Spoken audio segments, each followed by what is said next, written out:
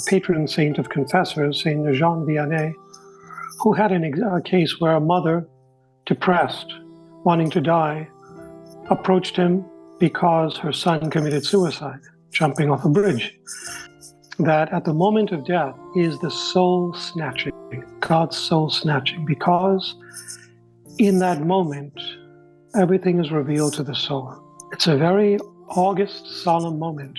We can't understand it now because we don't have the demons and the angels vying for our soul right now, which happens at the moment of death. And when they do that, all these internal visions, internal locutions start to happen inside of us that we never experienced in our life. We hear voices. We hear and see interiorly images that we don't see right now.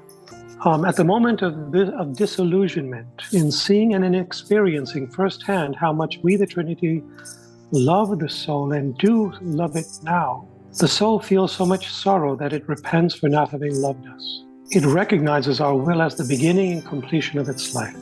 And to offer satisfaction,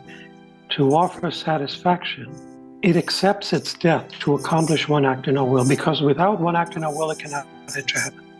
And then he adds, with the exception of the most perverted and obstinate, how many are saved at the moment of death by virtue of this entirely loving stratagem of ours, even if this means that they have to endure a long time in purgatory? This is why the moment of death is our daily soul snatching. It is the finding of the human creature who was lost. Okay, now, if a person commits suicide by jumping off a bridge or is under the influence of drugs, which mitigates their deliberation and therefore actions, it doesn't mean they're lost for eternity.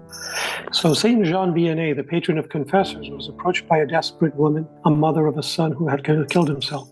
And she said, I have no more reason to live. Why is God keeping me here? I think my son is in hell. Now, this is at the time when late, 1700s, when people were thinking that suicides are a straight ticket to hell. So she was convinced her son's in hell. And he told her, I will pray. When he saw her again, he said, your son was saved. God revealed it to him, that from the moment he jumped to the moment he died, he converted, he repented for what he had done. You see, sometimes an act of suicide is impulsive. It's not always premeditated. It's not planned in advance.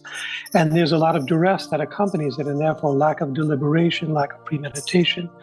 And therefore, God sees these mitigating factors that we don't see.